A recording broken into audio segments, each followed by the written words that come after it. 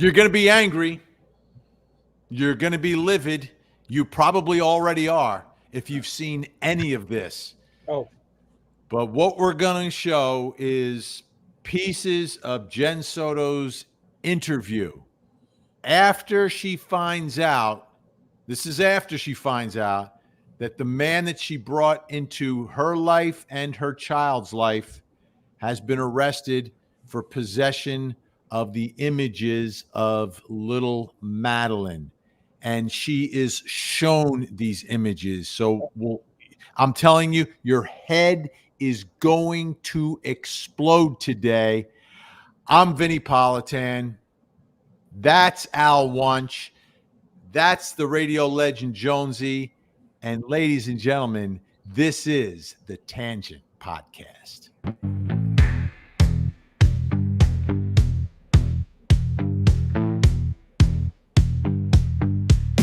It's Vinny and the Tangents, True Crime Podcast. Vinny has the blue eyes, Al cracks the jokes. Jonesy stays behind his shades, entertaining all the folks. It's Vinny and the Tangents, True Crime Podcast. Load up all your comments, hit those super chats. Let's go smash that like button, so we can all have a blast. Vinny, Al, and Jonesy on the job. They're the Sugar Hill Gang of true crime. They're telling stories of days gone by. They take crime and turn into a good old time. It's Vinny and the Tangents, True Crime Podcast. All right, great to have everyone aboard. I'm working on it. The full theme is not done yet, and when it is, it'll be uploaded to the YouTube page. But great to see everyone today. I don't think you were ever a guardian angel, Vinny. So I'm assuming that was Halloween. And for those who don't know, Guardian Angels is a club, a group that offers security in New York City under Curtis Sliwa. Yeah, I'm trying to find that particular image. I saw that photo. Yeah. Where was that? Not there. It was the shot of the three of us, one of them. Yeah. It's not there. There. Oh, there we go. There you go. Yeah. That was a Guardian Angel. Halloween. Nobody knew who I was, though, because it was out in California. Freshman year of college. People are like, who are you? I thought that was during your Angel. I thought that was during your Parisian art days. When, Indeed. So we're going to get into this momentarily. But we usually, by the way, Al Wunsch, great attorney. He's on my show every Monday night. Jonesy, radio legend. But we usually start the show, Al, with you. Yeah. Well, you know what? A little history. What happened? Could you hold that thought for just a second? Sure. The Civil War to civil rights and all the revolution fights.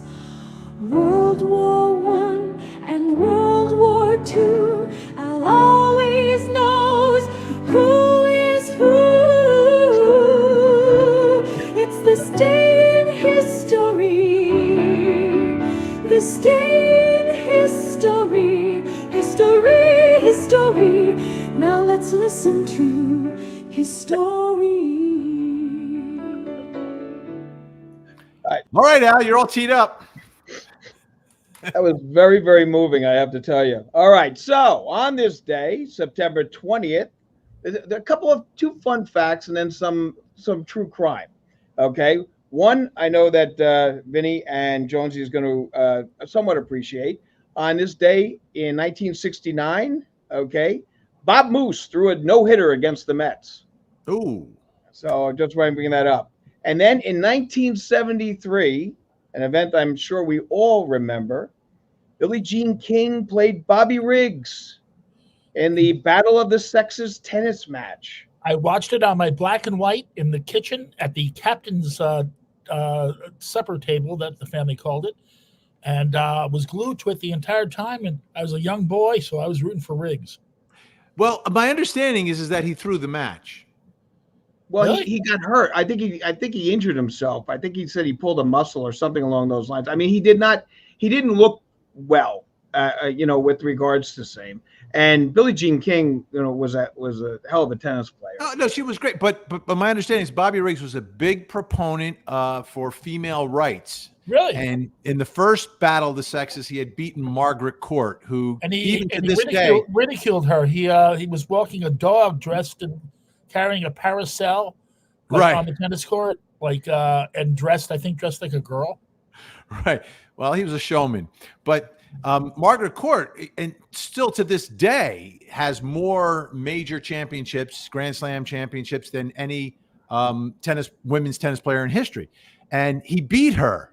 So then this was the second match, and in the second match, I think he felt it would be much better for the women's game and for everything if he lost. But he never admitted this, but I've heard rumors about that. Well, he made a statement that the last ranked male could beat the number one ranked female.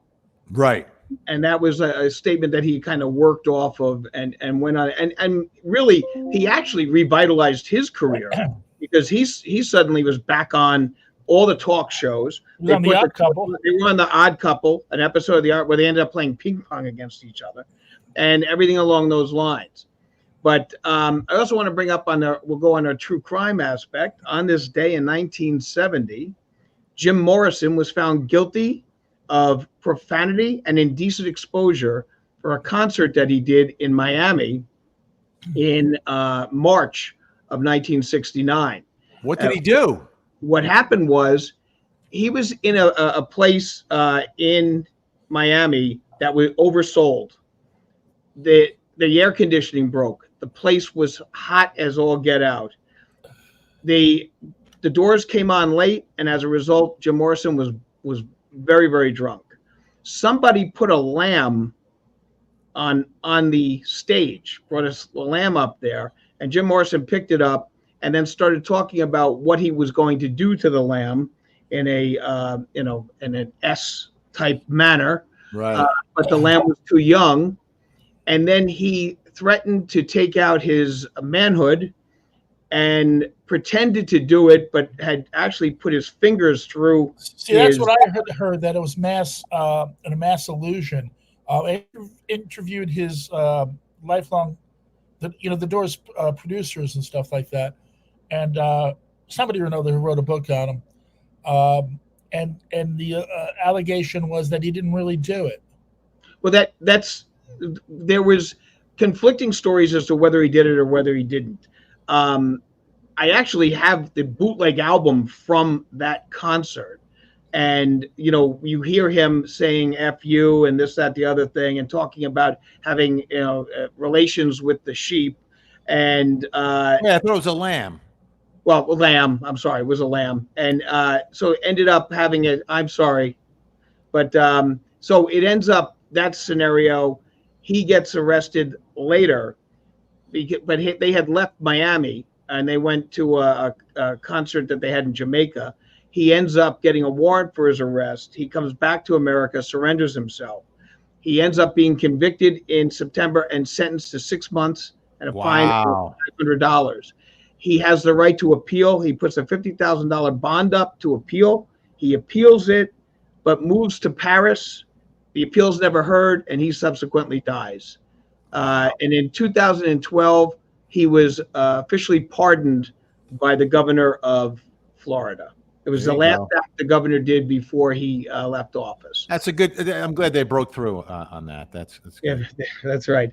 And also on this day in 1881, Chester A. Arthur was sworn in as president of the United States.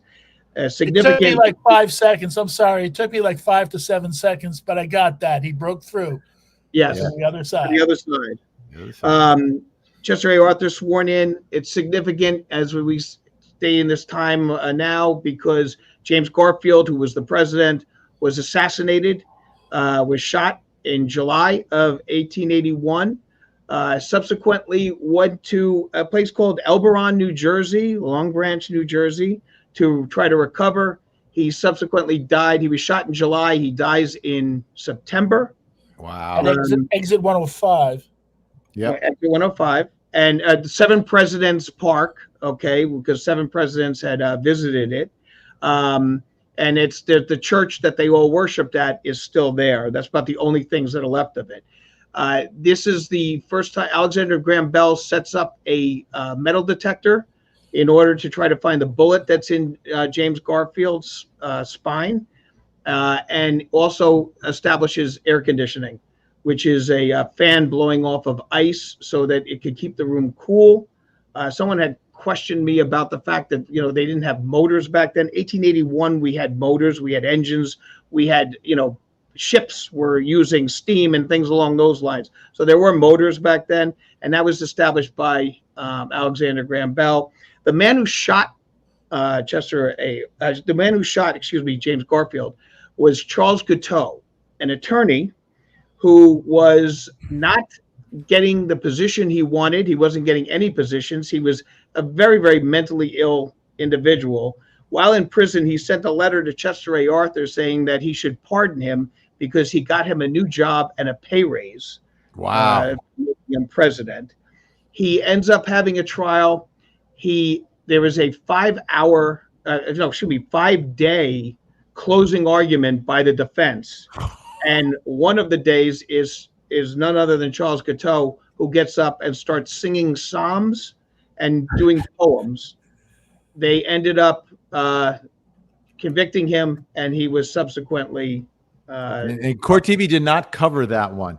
By the way, good morning to Alicia. Thank you so much, Alicia. Much appreciated. We have a celebrity sighting in our chat room. Grizzly True Crime is in the house. Wow. Grizzly True Crime, who broke really the story involving the Jenn Soto interviews. And I mean, things just going wild over at that YouTube channel. So, folks, if you're not familiar, I'm sure you all are. But if you're not, you need to go over to Grizzly True Crime as well and make sure you subscribe and check out everything Gisela is doing over there. One last little nugget fact about 1881, okay? It's the only time in American history where we had 3 presidents in that year. In one year? In 1 year, because Rutherford B. Hayes, his term ends. They swear in James Garfield, then they swear in Chester A. Arthur. So wow. 3 presidents, and Garfield was a Civil War general, okay, and so was Rutherford B. Hayes. All right, this is what we're going to do here. I'm going to play a little bit of this interview. Well, I've got to find it. Where do I have it? Oh, here we go. So I broke it into little pieces. Well, we'll listen to it. And again, the framework is she has already been shown images from Stephen Stern's phone, right? Obviously, Madeline Soto is missing. They go through Stern's phone. They find these images. Now they have already confronted her with those images. Now there's one soundbite at the end that I was going to play, but I don't think I should because of the language that is used, right? So I'll sort of set it up this way. In the image that she has shown, Stefan's member is in the mouth of Madeline. So she's been shown this. And her reaction to that was to immediately turn to Stefan's father and say, we're going to have to get him a lawyer. Whoa. And that has set off this firestorm against Madeline Soto. I mean, this is insane stuff. Your teenage daughter, who is missing, by the way. Now, in the investigation, they reveal this, and that's her first reaction. It's something that the detective, everyone's, they can't get over this fact. Like, it seems inexplicable on so many levels. I mean, part of my conclusion may be I don't know how much she loved her daughter. I hate saying that, but I feel like I never heard her say that. I never heard her say anything that she loved the daughter. I never heard anything along those lines where she says, I adore her, or this, that, the other thing. The only thing I hear is, well, I needed more sleep. That's why they had to go up to the bed and I had to sleep on the couch or whatever the situation was. I never heard her say, I love her, or, I miss her, or anything along those lines. And they also she refers to Madeline as the body. Like I don't know if I've ever had a mother with a child who's been taken refer to the remains as the body. Well, isn't that a standard thing with people who have done bad things to loved ones or children, referring to it as it? And it's kind of an inanimate object sometimes. Yeah, it makes it seem like it's it's just the body. It's the body. And also, right? I get it. There's a lot of cursing you say. I remember a time on Court TV radio, Mr. Politan does not like to curse in private life or on the air, obviously. And we would have to have curse words on Court TV if they were in the trial dialogue and all that. And I was Vinnie Politan's official cursor. Yeah. He would read the rest of the testimony, and then when the bad word like MF came in, I would step in and say it. So my role was basically to say all the vulgar stuff. You were in charge of the 7 words. Yeah, so I'd gladly be continuing that role if you wish. Right. I remember. I think back. I probably shouldn't have done that to you, Jonesy, but you were such a good sport about it. Oh, I liked stuff like that. It's always played into the image. I mean, I'm a gentle kind of guy, but the on-air image is outlaw. You are an outlaw. So I'm happy to step on the air and give a little MF kind of thing. If need be. Mallory Beavers, thank you. We need real justice for Maddie. JS, Jenn Soto is the worst of the worst. Arrest Jenn Soto. Grizzlies for Maddie. Got a lot of Grizzlies in the house today. Kathy says that Al needs to switch to decaf. I don't know why. Huh? I don't see that. Al needs to switch to decaf. Al, did you know that we switched your coffee? You didn't even know that we switched your coffee to decaf. Well, the problem is I drink tea. Oh, you do? There you go. It's Okay, so tea is much more refined. Yeah, let's get into the first part of this. We'll do a little stopping and starting and stopping. But as I said, Grizzly True Crime has the whole thing from start to finish that you can check out. But I want to take a look at some pieces here. We'll talk about it anytime. No. Okay. Do you currently know, or have you ever been aware of where the body has been since Monday? No. Did you have any? No. Were you aware at any time, whether it be the most recent instance or the first instance, victimization sexually by Stefan? Okay. At this time, you do not know where Stefan went on 192? I don't. You do not know where he went in Northport? I do not. And you have at no time this week had any conversations with Stefan where he disclosed what he did? No. Okay. The story that we talked about of what at one point we discussed that she could potentially have been in a trunk on the way to Northport. Yeah. Is that information you know to be true or an assumption? An assumption. Okay. Do you have any questions for us before we go check on the phone in the car?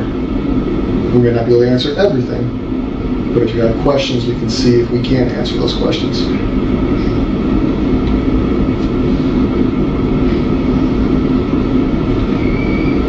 It's not your only opportunity.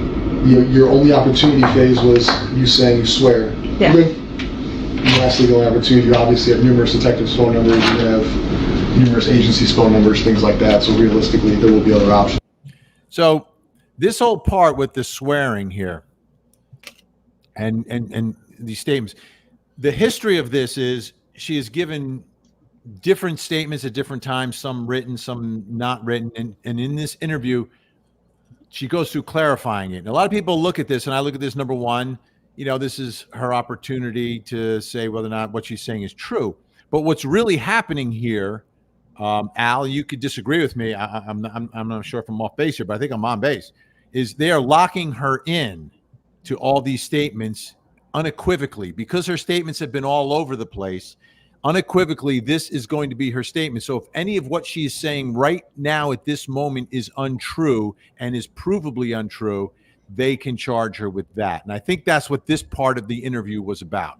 Yeah, it is an essential interrogation tactic, especially when, you know, she was talking to news outlets, doing all these other kind of things, and giving different versions of what was going on.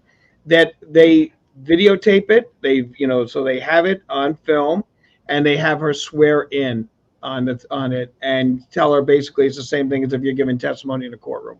So you've got her now locked in on an official version as to what went on, because you don't want to have a situation where they base it on non-sworn statements and then she can change her mind. So, well, listen, I was just saying that because for whatever reason, I thought the the news outlet was going to pay me, so I said what I thought was going to get me money, or this, that, the other thing. So it was never true. Now they have her allegedly telling the truth. Right. And if any of what she has just said, because again, it's all over the place. Her statements are very vague. She uses they when she's talking about her and Stefan when he's only doing things. And you can't be charged for lying to a reporter on TV. You can't. There are no charges for that. But if you lie to law enforcement on a material fact, and these are all material facts, during the course of an investigation, you can be charged. As a matter of fact, that was one of the convictions for that other woman from Central Florida from years ago who did not get convicted of what happened to her daughter, Kaylee Marie Anthony. So she's locked in here. And I just want to make sure everyone understood, why did they go through this process? Is it to get to the truth? Yes, it's to get to the truth, but it's also, if it turns out that she's lying and misleading them the whole time, it's unequivocally clear to her that this is the moment where you have to tell us the truth. And if you don't, you're in trouble. So that happened there. So Jonesy, did you find her compelling in these moments? Obviously, this is just, she's just going like this and saying yes. So there's not much, she's not really telling a story. I found her to be the type of person that if I was watching this for the first time and I didn't really know, and I still don't know how things are the outcome's gonna come out, I would be shouting at my TV, guilty. Really? Just from this as well? Yeah, she's a mother, and pretty relaxed. Pretty relaxed about things here. She's like sitting on the sofa, hanging out with the cop. What's interesting is, her mannerisms, and also the fact that what the cop is doing is now putting this into her mind. And you can see that she's like trying to think what she's going to want to do, how she's going to get around this, what's the story she's going to tell. And, that's just great law enforcement interrogation. And he's, and that's what they want to do. They throw out some softballs and then they hit with the hard ball. And that's what's going on here. It's a really, really important thing to watch, and it's truly an art form when you have a good interrogator. We're talking about it. We're talking about a kid here, and I have no kids. But if you told me, if I'm sitting there with this guy, and he says, "Did you have any clue that your loved one was in the trunk? Did you ever hear that before?" And you're like, "Oh no." I mean, I would be like, what are you talking about? Like that would, if that was the first time I'm hearing it, or if I didn't know in the past, I guess you've heard it before, I'm going to react to that badly. So let's get to another piece here, because this was sort of a mild piece. What's interesting really is the detective at times really does go after her. So let me move forward just a little bit to the next little clip. I put blue in between them so I could find them. Here we go. All right, so here's the next little clip. Blue's nice. What is snuggling to you? Because to me, snuggling, spooning, big spoon, little spoon. He would lay down like this, and she would be right here in the nook. Okay. How do you guys sleep? You guys sleep clothed, unclothed? I sleep clothed. Yeah. Shirt, pants, pajama sets. Yes. Everybody. I sleep in like my everyday clothes. Okay. on pajamas or baggy t-shirts and shorts. Okay. And Stefan would sleep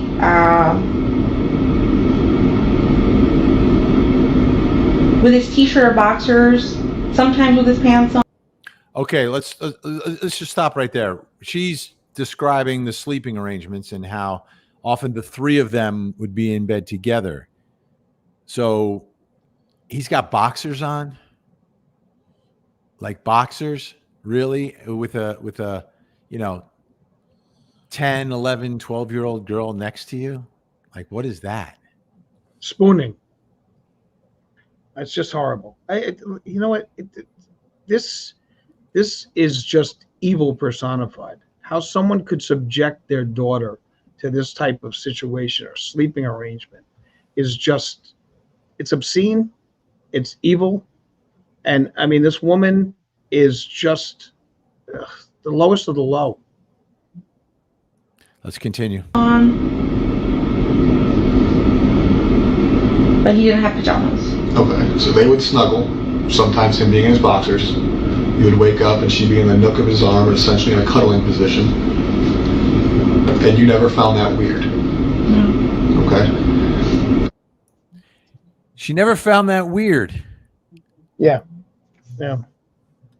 Wow, what a surprise. Never found that weird. I don't know how you could not find that to be obscene, let alone weird. It's disgusting.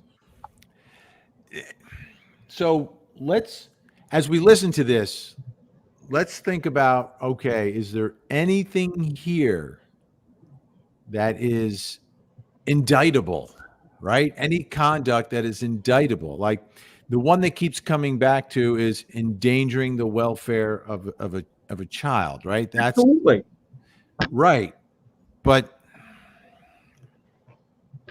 they haven't, and I'm trying to understand what, and all the questions that we had and all the questions that everyone was talking about is exactly what this detective did throughout. Like, nothing got past him, from the TV interviews to these strange arrangements to her reactions. He's calling her out on everything, and he is extremely skeptical of all of it as well.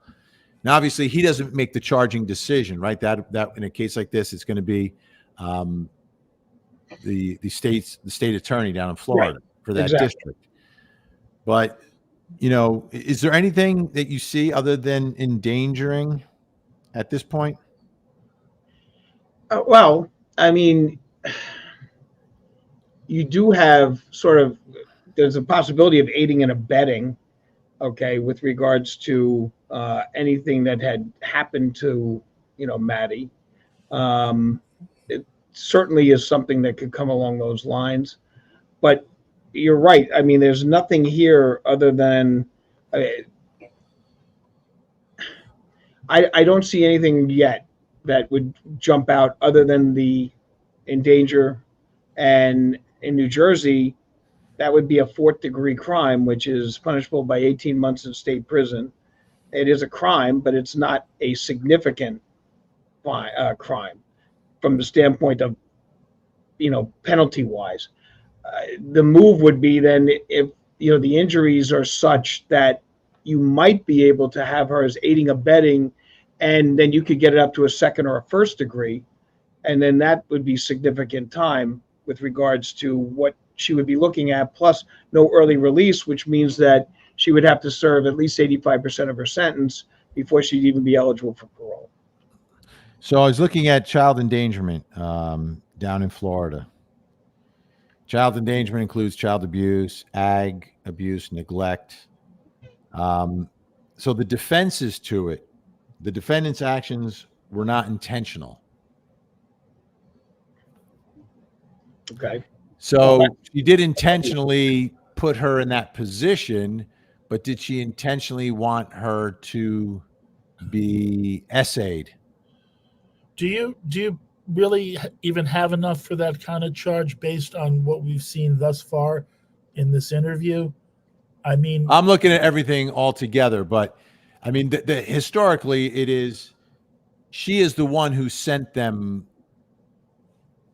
alone to the other bedroom. Right.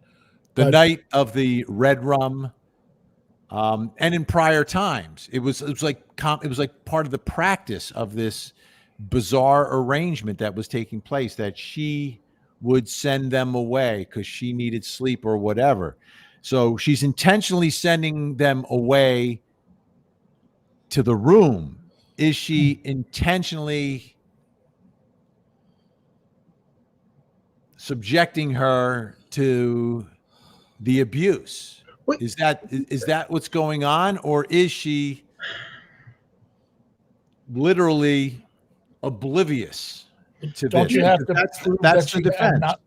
You have to prove that she had knowledge of that. And thus far in this interview, we don't see that necessarily, do we? No, we haven't heard. No, she has never acknowledged. She has never acknowledged it in so many words. But she's so nonchalant about it.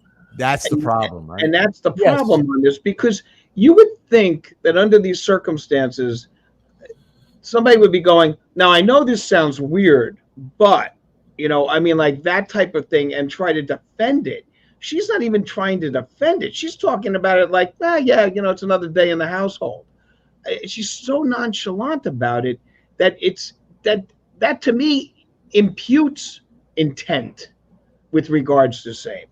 Absolutely shows that she is complicit from the get-go with regards to this whole situation. And that's what bothers me, is this nonchalant. There's nothing here. She's not trying to defend it. She's just talking about it as if it is normal for everyone to be doing something like this. That's bizarre. Snuggling to you, because to me, snuggling, spooning, big spoon, pants, pajama sets. Yes. Everybody. I sleep in like my everyday clothes. I need to get past that. Here we go. Here we go. The next one. And we can now piece back her victimization in your house under your care to 2020. I believe we've gone as far back as in when she.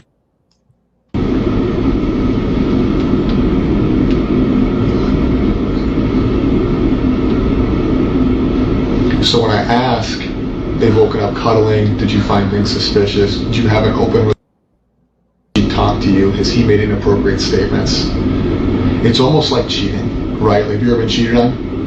Okay. Somebody can only cheat on somebody for so long until they fuck up, or until something comes out, or somebody says something, right? So we go back to 2020, we're looking at a minimum of 3.5 years. 3.5 years where I'm sure you guys are sexually active. Yes.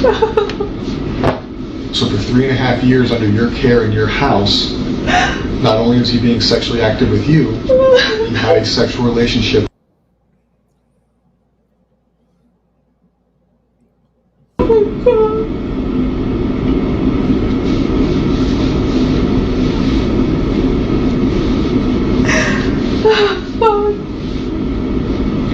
And I know it's an emotional thing, and I know it sucks to hear, but where I'm coming from is it seems like something that you can't hide forever. You guys live in a small space, close quarters, you sleep in the same bed, you guys all talk, you guys all share things. You're an observant person for the most part, I assume. Outside of taking medications and going to sleep, it seems very difficult. A lot of grown-ass adults can't hide an affair with somebody who doesn't live with them, let alone somebody who does live with them. So at a certain point, I do believe you became aware of what was going on. No. And when I say that, it doesn't mean you're in trouble. It doesn't change. I know, but But I do believe that a reasonable person, and I consider you a reasonable person, right? Do you think you're a reasonable person? yes. Would be aware that under her roof, sexual relation. I had no idea. The videos, the text messages, the images, they're all documented forever. This has been an ongoing thing. And at her age, I think she probably thought they were in a relationship. She probably thought they were in love because he her male attention, right? just started liking boys, right? She just got a crush. Up until then, her crush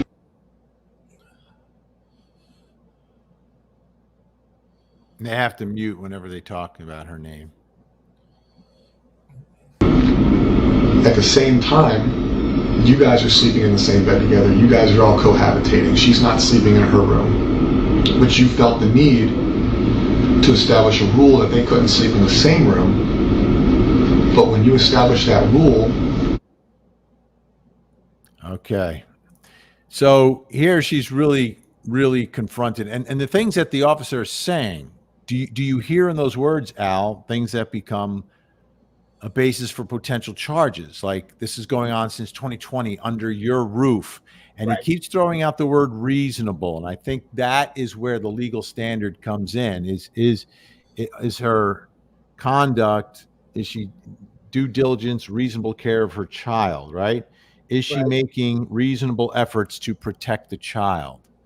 Does she have to know that he is in fact who he is, right?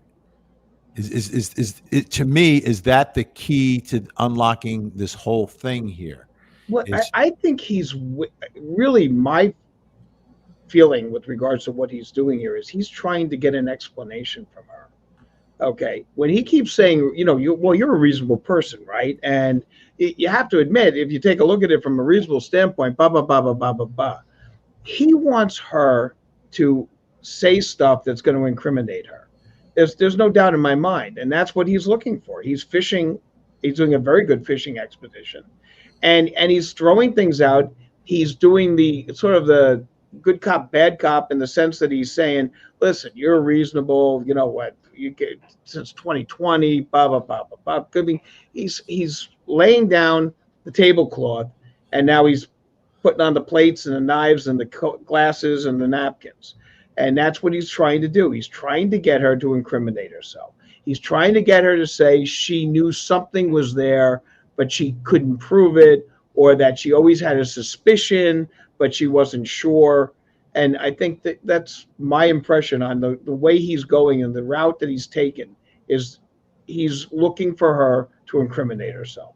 Also looking for her to give information about the location of Madeline. Well, the thing is, I don't necessarily think he thinks she knows where Madeline is. I don't think that whether Stefan said something or didn't say something to her, right? Because she repeats a lot of the things that she says.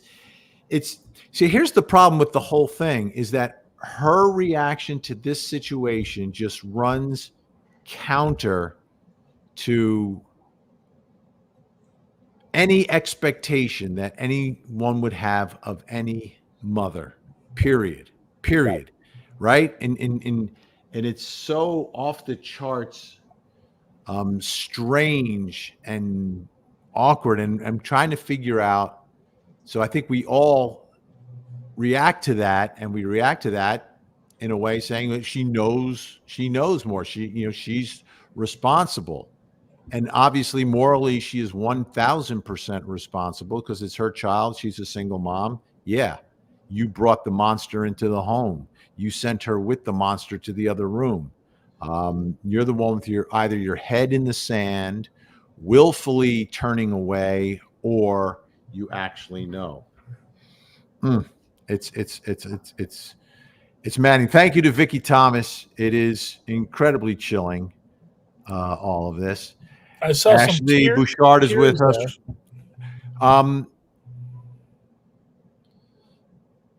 What do you make of all the questions investigators had about her? I don't like that word. I know there's nothing wrong with it, Jonesy, but would you say it? menstruation. How about that? How about period? There you go. In one of the interviews, as well as her mom tracking it. Odd to me. Now, this is one thing I obviously don't know about moms and daughters tracking those things. Do they track them? And obviously the implication here is, if she's tracking it, is she concerned about it suddenly stopping for a reason? That's what you would immediately think, right? But I you guys would know better than I. But maybe a mother tracks it with a child to teach the child how to track it. Yeah, maybe. I'll be honest with you. I'm out of the loop on that one. Well, I'm entirely out of the loop. And I guess you are as well. You have 2 sons.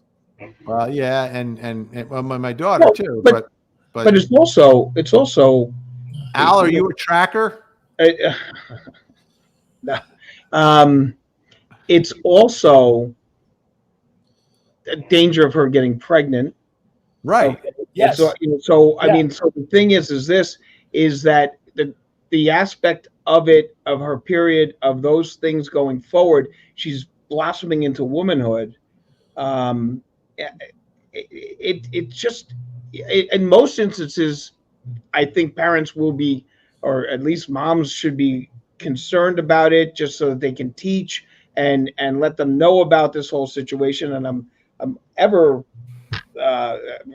that scene in the movie Carrie, when Carrie, who was raised by this religious zealot and was not taught about menstruation or anything along those lines. Best menstrual scene ever. I'm sorry? Best menstrual scene ever. And so you have a scenario where this poor girl is in the shower and she's bleeding and she doesn't know why. So parents do have to talk about that whole situation. She was like a high school senior, though, wasn't she? What, Carrie? Yeah. Yeah, she was. Prom. Yeah. That would be kind of late. Well, she had a very, very stunted, adolescence. If you take a look if you read the book, which is is somewhat different than the movie. Do you really think I have time to read that book? Like, am I going to go down to the library? Stephen King. Okay. I mean, most of the stuff I read is 99% of the stuff I read is nonfiction, but I do enjoy Stephen King. Right. And the book is excellent. Okay. And all of his books are very good. But John Travolta was in that movie, and one of his buddies was eventually became the third cop in Miami Vice alongside Crockett and Tubbs. How about that? It was it's very important that a mother and a daughter have the ability to talk about this kind of stuff and to teach what this means and where things are going. And I have a daughter, so I mean, I look at that. I don't see that, but let me just tell you something else. If stepfather was spooning with my daughter, believe me, there would be Vinny, you'd be there would be one less stepfather in the world. Yeah. You'd be representing me on a murder charge. Yep. There's no way that would ever happen. Wouldn't happen. All right, Elaine McKenzie, here's a super chat. Thank you, Elaine. Hope Gray Hughes does not get too jealous. Gray Hughes, regular guest on my show on Court TV. He's got his YouTube channel, does great work over there as well. I'm sure he's not going to be jealous. But thank you, Ellie. All right, y'all want to listen a little more here? Sure. All right. Where am I going, huh? I just don't know where I am I think this is the next spot. Let's see. Anything, I promise you, I would tell you. Like, I am willing to take a lie detector test, whatever the fuck you want, but I don't know anything. He's never mentioned anything. I've never seen any signs. I tried watching her like a hawk. I thought I was doing a good job, but I wasn't. I was oblivious to everything. 4 years? Minimum. That's just how that far back the cloud goes. And I find it hard to believe for me that you were so worried about how many pills she took at night, but not where she slept or what relationship she was. His interest in her. I thought we were all safe. I thought because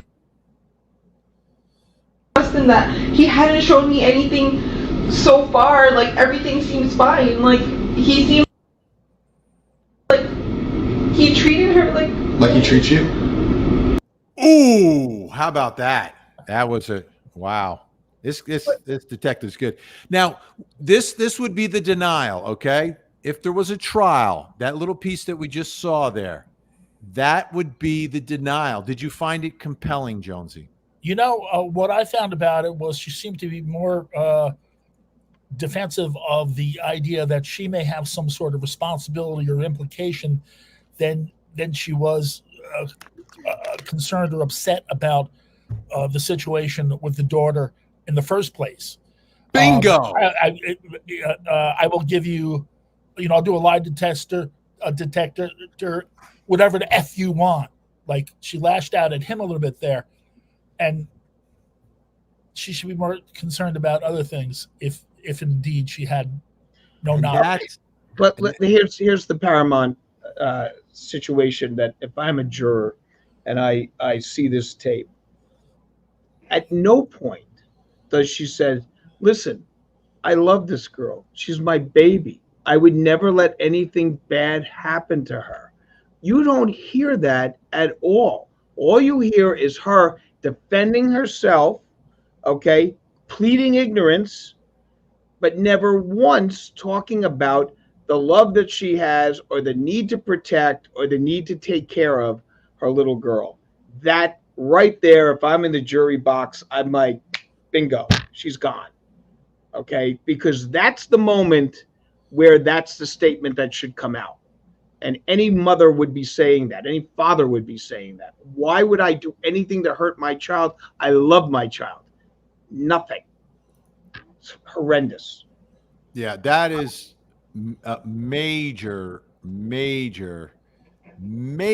issue in all of this. And that goes to her credibility, but that alone is not the proof necessarily that is needed. And again, I keep coming back to that. It's time to get funky. It's time for us to smile, because here comes McSpunky. All right, McSpunky, back with us. Okay. Here's his comment. Jen and Maddie were and are drugged, in my humble opinion.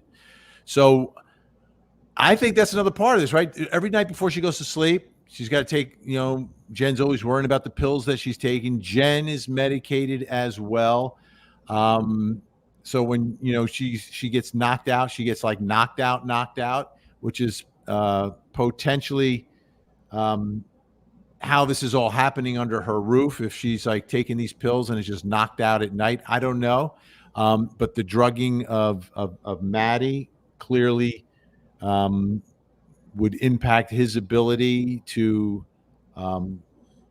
manipulate, coerce, and essay her. So what are your thoughts there on the medication that mother and daughter may have been on, especially in the wee hours of the night? Well, is this medication that would keep them both like in a numb or catatonic state where they might not be noticing things they should? Yeah. I mean, on the mother's part, like if the mother wasn't aware of what's going on, you might want to make sure she doesn't wake up and come. Is that a defense for her, Al? Is that a way for her to explain how all of this could happen? No. Under her roof, if she's taking sleeping meds at night? No, it's not. It would not, because she's taking it voluntarily. If she was drugged, no. But the fact that she's like knocked out, that like, listen, does I didn't not know what was going on because I sleep like a log because I take these pills and I'm down and out. And the bottom line is that once again, reasonable person under those circumstances, three's company in the bed. That's the whole scenario. That's not going to be a defense. If he drugged her, like we see that case in France, where the husband was drugging the wife and then inviting people over to have SR with her. That's horrific. I mean, and been doing this for a number of years, and she couldn't figure out. She didn't remember things. She was blacking out all the time. She was losing her hair. all this other kind of stuff, couldn't understand it. That's a whole different scenario. When you voluntarily take these drugs, that does not then dissipate your requirement that you're supposed to be taking care of your little child and that you're supposed to be watching out for your kids. That does not negate anything with regards to child endangerment. How many cases do we see where, you know, mothers are zonked out and then the kid gets into the drugs and ODs? They're still going to be responsible for that. Right. That's true. Delilah with an interesting comment here. Very interesting one. Do you think he's crying? I think Delilah meant she. Do you think she's crying because he had essayed Maddie, or do you think she's crying because Stefan was cheating on her? Right. So here's one take on all of this, and maybe it is the explanation. I don't know. Like, I'm not getting the vibe that this mother loves her daughter, right? Like, really loves her daughter, that she's the most important thing. I think there was almost a competition. And you know how sometimes teenage daughters and their mothers, oil and water, we know all about that. Sometimes there's a lot of friction in the home. But in this case, there's a man in the middle.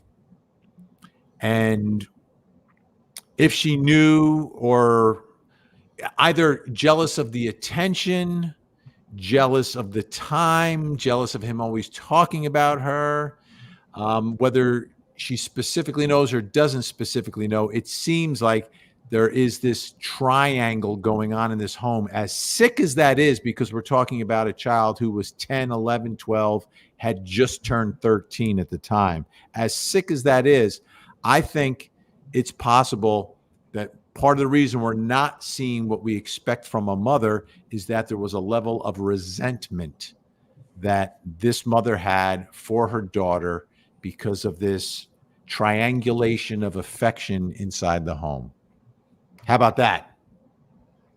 Well, that in itself is sick and portrays her in a negative manner right there. And if it's jealousy, then don't you have to be knowledgeable of it and to be jealous? Well, and whether it gets all the way to essay, or if it's just the time, right, and the general affection, like paying more attention to the child, like in a non-sexual way, this can happen, right? Yes. This can happen. People feel neglected because you're spending too much time with the child, right? One spouse can say, "Oh, all you do is spend time with the kids. What about me?" Right? So could that be what's happening here, but on on a even more sick type of level? I don't think she cried because of jealousy. I don't think she cried because that anything along the reasons why someone in a situation like that would cry normally. I think she cried because she realized that her jig is up and she's caught. And I think that the relationship between him and Maddie, okay, is her way of keeping him. So, hey, look, it's all well and good because we're all three together. Okay, I don't think there's a jealousy thing there. I think that it is part of it's like a lure on a fishing reel. Okay, that's what it is. She's going to keep him there because now he's getting two for the price of one, and this way here, it's going to stay, and she's going to have him forever. Isn't that often the psychological case of similar situations in criminal trials? Over the years, that there is some sort of like the mother sadly maybe offering this as a way to keep the man that she wants around, and it's sick and it's right it's horrible, but isn't this like isn't that a somewhat standard situation in cases we've seen like this? Yeah. No, that is like very common in cases like this, not common among the population, but common in cases like this. Absolutely. That the mother knows, uses the child as a way, like it's like a lure and a hook. And, Jennifer Sube, hello, Vinny Allen Jonesy. Yo, Jen. And I believe our friend Frankie Figs, of course, and Frankie. Gen X in charge. Lauren Katie. Vinny, is she upset crying for herself here because Stearns is essay with someone else besides her? Or is she crying because her child was assaulted for years? This is sick. Yeah, she's crying because she's supposed to cry, and she's figuring that if she doesn't show some sort of emotion to this guy, he may get up and whack her across the face.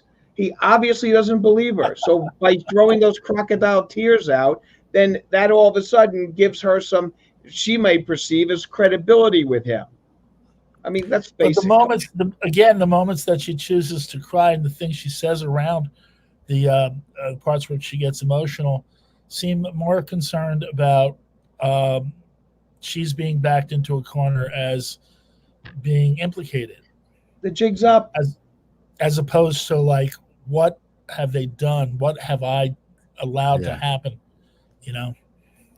Gen X, McSpunky, but I think he's just as horrible she's just as horrible when sober, most likely. I used to make excuses for her in the beginning, right? And Gen X, I come from the same ballpark as you. Like, I always want to give people some level of benefit. I don't want to think the worst, especially of a parent in a child situation, because I think I hold on to the hope. I hold on to the hope that the child was loved, and this monster, came in and destroyed all that. But the more we watch, the more we learn. It's less easy to feel that way in this case. It really is. The more that is being revealed through all of these interviews and videos and actions. Like, where is she now? Like, you have no obligation to say anything publicly, right? But it's a very public case. What would you think if she came out publicly and made a statement about how angry she was with Stearns, what a vile monster he is? I miss my child. I love my child. And I will do anything and everything I can to help prosecutors make sure that he goes away for the rest of his life. No, it's too little, too late. Too little, too late at this point. Oh yeah, no. That should have happened like the moment that they found Madeline. Not the moment, but within a few days of all of that, either released a written statement or came out and said something. I think it would have maybe resonated a little bit with the public. I don't know how law enforcement would react to that, but they pressed her. She continues to answer the questions, though. Is there anything to that? Because Stephen Stearns, and we'll watch that interview at another time. By the way, we'll watch it tonight on Court TV. Gisela from Grizzly True Crime will be joining me live. We'll go through that tonight on the show, 8:00. But he asked for a lawyer. He's like, should I have a lawyer? She never does that. Is that a point in her favor, Al? Not necessarily, because it means that she thinks she can manipulate. Does she think she's that smart? Well, you know what? The problem is this, like I said before, her nonchalantness with regards to same.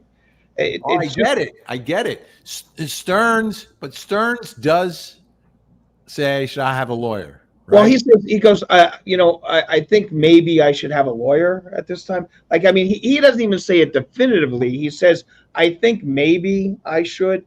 And, then, of course, the cops have to take that as basically, I'm asking for an attorney. And then you have to stop. Okay. She is thinking that if she asks for a lawyer, then everyone's going to think she's guilty. she still thinks she's selling this. I get you. So there's Stack of suds. That's oh, by the way, we got folks watching on X as well. GDT. Yes, Allie's doing an excellent job with the interrogation. We're live streaming on YouTube, Facebook, Twitch, and on X. Please like, subscribe, share, and re-X us. So this is the big one, and I don't think we played this. She makes a comment, Al, and this is one that we may end up going on a tangent on. She makes a Woody Allen comment. She says, I don't want to misquote it, but something to the effect of, would this turn into a Woody Allen Soon Yi situation? To me, does that is that the opening to acknowledging that something's going on? Well, it is. I got to tell you, it's a peculiar comment to make. I mean, the Woody Allen Soon Yi thing was how many years ago? It was how many years ago? But it was a similar situation. Well, a similar situation. It was a boyfriend. It was an on again, off again boyfriend, a single mother of a child. In that case, the child of that single mother, who was the girlfriend of the on again, off again boyfriend Woody Allen, ends up with Woody Allen. Oh, all right. So, in other words, you should feel sorry for her. Is that evidence that she knows something's amiss, something's going on here? It's more than, a father-daughter relationship. By the way, he was often referred to as the stepfather. I'm sorry, you didn't marry the mother. Number one, you're not even with her. You're not the stepfather. That's like that makes me sick. Right. But what do you think, Jonesy? I think it's a really bizarre statement more than anything else. I don't know what to read into it as far as. But it's completely analogous, isn't it? Like the situation is exactly the same. Well, except that Mia's adopted daughter, I forget her name at the moment, Soon Yi survived. Yeah, right. And Mia Farrow. She survived, yes. Just the nature of the relationship. And here's the really bizarre thing is she's going to grow up and marry him, like Woody did. That's what that's what she was kind of I think there are other cases you can compare this to, other than Woody Allen, who seems to, by Hollywood standards, have been somewhat exonerated, or somehow his agents had put this behind him, and everything's cool in the gang, but this wasn't going to go there no matter what, and it certainly isn't now. Is that justification? Like, Woody Allen somehow came out with, like, the idea that he eventually married her was really bizarre. I would not make that analogy if I were her. She did. Like, is that incriminating? Seems incriminating to me. Seems very incriminating, because you're acknowledging a situation that's very similar in terms of the dynamics of what's going on. On again, off again boyfriend. We're broken up. We're together. We're together. We're broken up. Oh, I have a daughter. I'm a single mother. Oh, all of a sudden, my boyfriend is with my daughter. I mean, the Woody Allen situation, not that it makes it any better. Soon Yi was adopted. It wasn't a natural daughter. But I mean, treated There's like no difference, Al. Come on. You just insulted. There's no difference, but biologically it's different. Right. Okay. I'm not saying that maternal instincts that makes it a better case. It's a horrendous case. It's on both ends horrendous. Here's the thing about Woody Allen also. But you know what? For her to come up with that analogy, people are saying, we see these comments, oh, she's not that smart. She's not that smart. She's thought this out, folks. She's thought this out. If she knows Woody Allen, there's a level of sophistication, because Gringa is saying here, is it possible she's extremely clueless? Not everyone is as smart as we are. And that was my initial thoughts in this case. But the more I hear her talk, she knows what's going on. She knows as soon as she says she knows lawyer, Woody Allen and Soon Yi. As soon as she says lawyer, everyone's going to say, what's she hiding? What's she hiding? You know, what's the first thing you say when people say Fifth Amendment? What are you hiding? It's a constitutional right. I'm not saying you have the right to say that. You have the right to think it or whatever. Okay. Have you ever taken the fifth, Al? Take the fifth? Have you ever? No, only of scotch. But Jonesy, have you ever taken the fifth? Ever had to take I've the never fifth? I've never been on the stand, and I can make my standard bourbon joke here, but I'll refrain. Now, the thing with Woody Allen also is if those allegations never happened from Mia, from childhood, just the fact that she grew up and he married his adopted daughter is bizarre, strange, and wrong. No, it wasn't his daughter. It was never his daughter. It was never his daughter. Never his daughter. It's her adopted. That's why it's like this situation. Okay, well, it's still bizarre. On the fifth, Vinny, I have had clients that I have instructed to take the fifth. Okay. So I have done that. Okay, but I have personally not done it. But I have instructed clients to take the Fifth Amendment.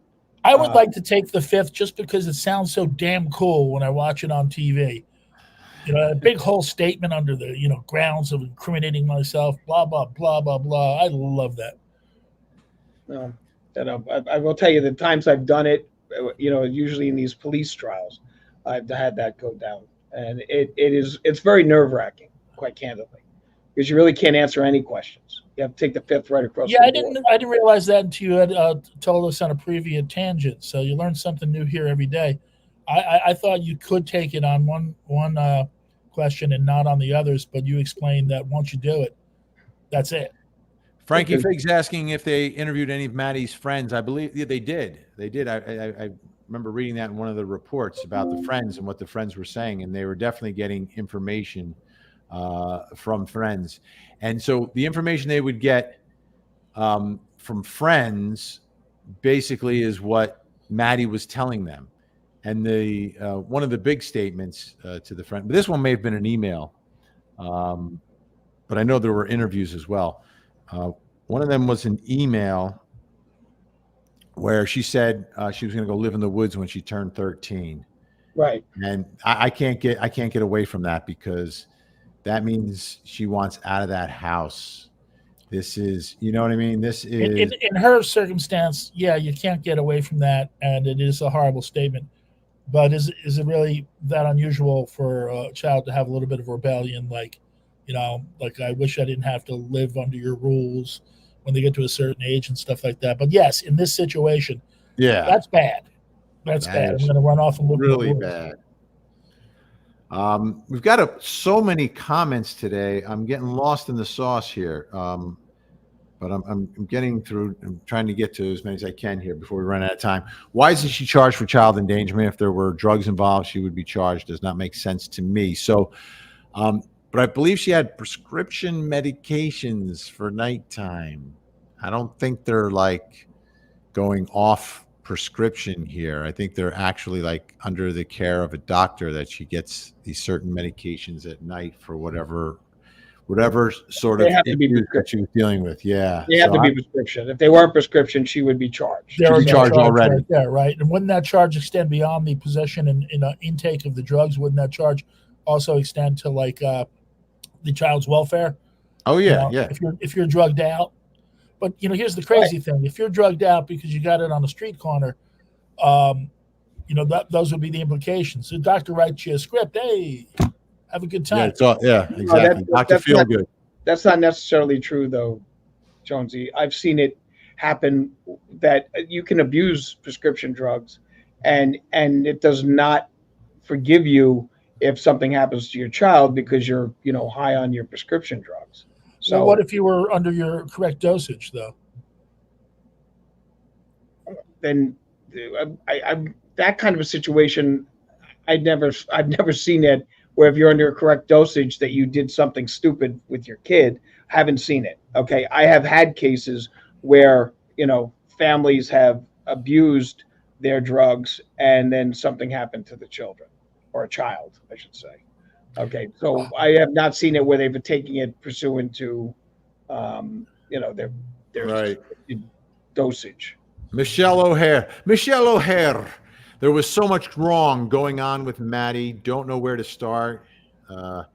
Jen knew or she had a cognitive disability to think that them cuddling was okay. This Mama Mimi, not buying it. By the way, if she was ever charged and went to trial, her attorneys would have to attempt to eliminate every woman from that jury box, because Yeah. and every mother and every grandmother, because And no one is buying any of this. and suppress every one of her statements.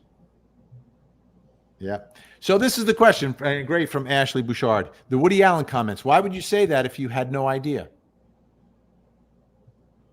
Well, someone said that we need to hear it in the context of it, but I thought we did hear it in the context of it. And as I said before, the Woody Allen comment is a very peculiar comment to make under the circumstances, because judging on the age of that case and things along those lines, she obviously was trying to think of something. That's why I don't think she's as dumb as we want to give her credit for. I mean, I think she's horrendous. I think she's disgusting. But she's obviously thought out these answers. The problem I have is that these answers are in some respect scripted, because you throw out those kind of comments when you want to try to take people off the scent. So Right. she's playing the game right, but she's going to go down hard, I hope. Jonesy, do you want to read this viewer's name? I was just thinking how much I love this viewer's handle, as I call it, from the CB Trucking World nickname. I believe it's a nickname, unless her mom's name was Mrs. Astastic. But Astastic, I love your name. You don't take that many pictures and videos and not intend to sell them. I don't necessarily agree with that. It depends on how sick you are. Right. I mean, kept them. You there kept certainly them for all these is, years. there is certainly a market, unfortunately, for it, and there may be a way to get some sort of remuneration out of it.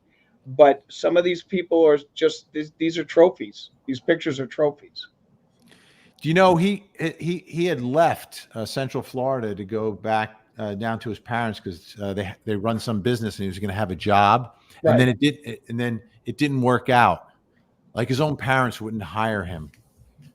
Like, how does that go? Like, he comes down and he's ready to start working for him. They're like, I'm sorry. Yeah, that position's been filled. Like, what do you say to your child when you promise him a job and it doesn't work? It probably didn't work out because he was good for nothing. My understanding was he couldn't get references. Yeah, exactly. Okay, the boyfriend told Jenn Soto, the mother, "Can we share? Very sick. Mother isn't all there. She isn't missing her daughter anymore. She lost her 4 years ago." That's from Angela Chung. Thank you, Angela. Yeah, it's troubling. Foxy Amazon, you know that, and Mia Farrow actually got mad, right? Mia got mad, didn't she? Yes. Oh, yeah, very she brought, much so. she brought it She went public. public. Yeah. She went public on it, and then he was investigated. There was a whole bunch of stuff that went on. So They've been married for like 25 years now. Yeah, with Probably. Suni and him. Yeah, Yeah. it's got to be close to that. Yeah. How old is he? I mean, when I was young, I thought he was like super old. He was one Well, of those guys that was old before his time, I think. Yeah. He's got to be in his late 70s. Let's see. Woody Allen. Born. All right. Yeah, 88. He's 88? 88. Wow. Okay. Overprotected. 1111. Vinny. I could think she was just in denial, but she texted Stefan saying, "I'm no longer sleeping with Maddie. I can't risk it." I think he was selling and even filming her with Jen for money. So the night of the Red Rum, and Gray Hughes did a lot of work on this. Stearns was on the Telegram app. The Telegram app is that super secret app that can be used for nefarious reasons and legitimate reasons, but it's How very secret can secretive. it be? It's like chaos or control, if you know what it is. Yeah, but tracking people and where they are and Right. who they are, all of that So- becomes very difficult. And it's become a place where people in the business of exchanging this type of material would get together. So I don't know how far they've looked into that. I don't know how far they can look into that, because I don't know the nature of that sort of program or software and what law enforcement can do. But that's, if in fact that's happening, it would have to be in some, because they haven't uncovered anything. It would have to be in some, using some app or something where everything is extremely difficult, if not impossible, to track down. Okay, Duty Ron, make sure you are subscribed to Duty Ron, former NYPD. Mind blowing. I think it's NYPD. It's definitely New York. What Jenn Soto says in these interviews, something more is happening behind the scenes here. Hello, Vinny and the Tangents. So it really is. I mean, it's more surprising than I thought. Police were more aggressive than I thought. And the thing that really stuck with me is that police are totally in sync with the public reaction to everything. So we're not crazy. We're not crazy. We're not. How could you not be? Yeah. I was wondering if at any point she had asked for a lawyer or had a lawyer, and it doesn't seem like that's the case. It doesn't seem like that at all. And I think that that's just her way of thinking that they're going to believe her because she's not asking for a lawyer. And people have that misconception, and they think that by me not saying that and I've got nothing to hide, I'm being honest. Well, that ain't the case here, folks. Look at this. Alan was 56, Soon Yi 21 when their relationship went public. That's what do they call that? April. The May, what you call it? May, December. May, December.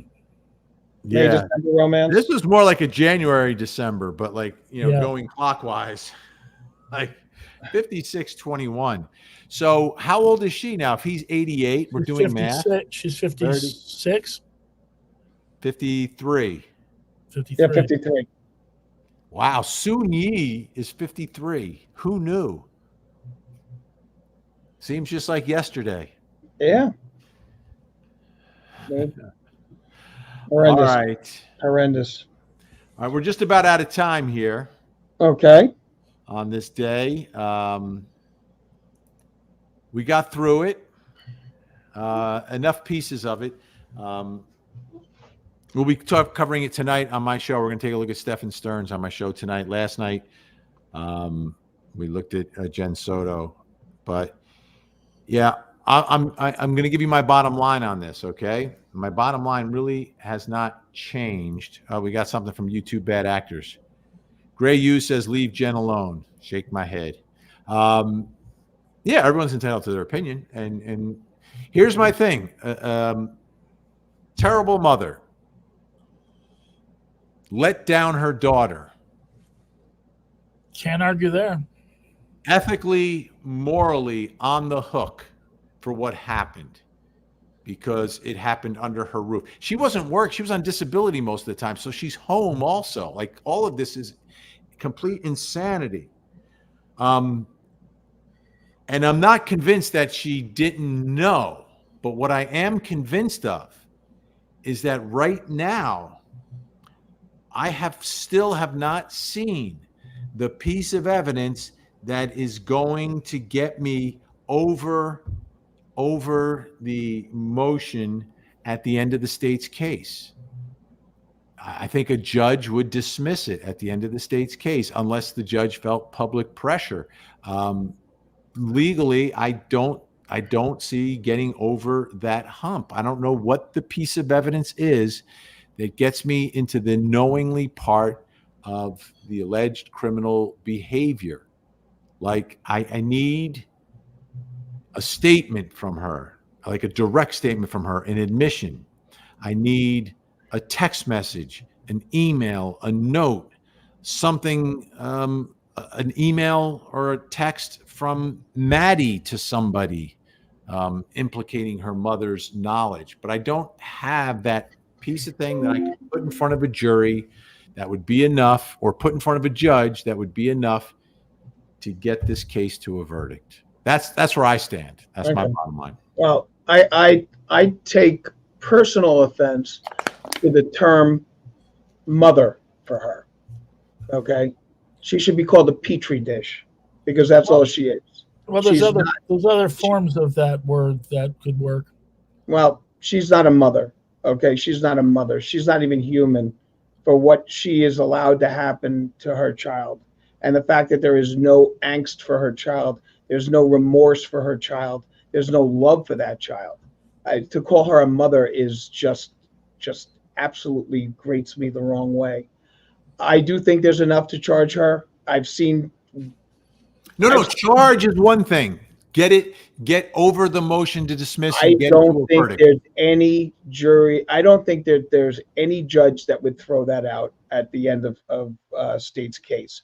I think that would go to a jury, and I think the jury would convict her quicker than you could say, police brutality. All right, because there's no way that anyone who hears this story is not having like the skin crawl and the hairs on the back of her on your neck standing up, because this is just an affront to decency. This is just a horrendous. That's like I said. She's not a mother. She's a petri dish. That's all she was. And I agree. I agree that a jury would convict, but I don't agree that we could necessarily get it to the jury. That's I think that's the only place I think we disagree. Jonesy, give me your bottom line. So legally, yeah, there's nothing that can be done yet, but I do think that there's something there going on somewhere. Whether it eventually comes to light or not remains to be seen, but I do not think I do think that this lady had some sort of knowledge of what was going on. If she didn't have knowledge of what was going on, she had clues. I don't like her reaction in this interview. I think it's more about defending herself. It doesn't seem natural to me. All right. Before we go, Al, where can folks find you? Well, this Monday I will not be on with you, Vinny. Unfortunately, I have a charity event that I have to go to, and so. But you can get me on X and at Legal Weapon 3, and usually Monday on with Vinny Politan on Closing Arguments from 8 to 9. Unfortunately, not this Monday. Not this Monday. Jonesy, where can folks find the radio legend? Well, the best place to find me on the AMs and the FMs and the live stream is just simply go to the website glennjones.net. Glenn with one N, as mommy intended it to be. All right. That's it. I'll see you tonight, 8 o'clock on Court TV, Closing Arguments. Then 9 o'clock, Vinny Politan Investigates, where we take a look at the Stephen Stearns interview.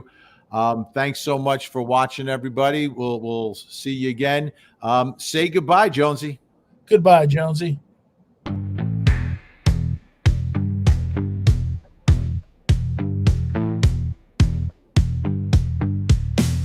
Vinny and the Tangents, True Crime Podcast. Vinny has the blue eyes, out cracks the jokes. Jonesy stays behind his shades, entertaining all the folks. It's Vinny and the Tangents, True Crime Podcast. Load up all your comments, hit those super chats. Let's go smash that like button, so we can all have a blast. Vinny, Al, and Jonesy on the job. They're the Sugar Hill Gang of true crime. They're telling stories of days gone by. They take crime and turn into a good old time. It's Vinny and the Tangents, True Crime Podcast. It's Vinny and the Tangents, True Crime Podcast.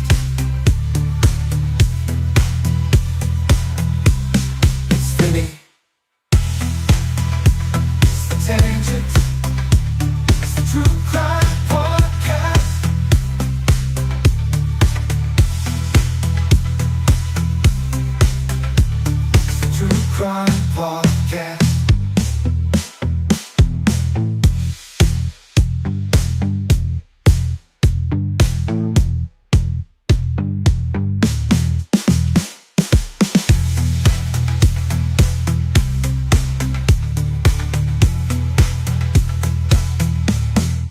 Vinny, it's the tangent.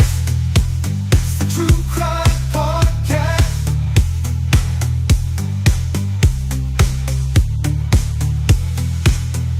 It's the tangent.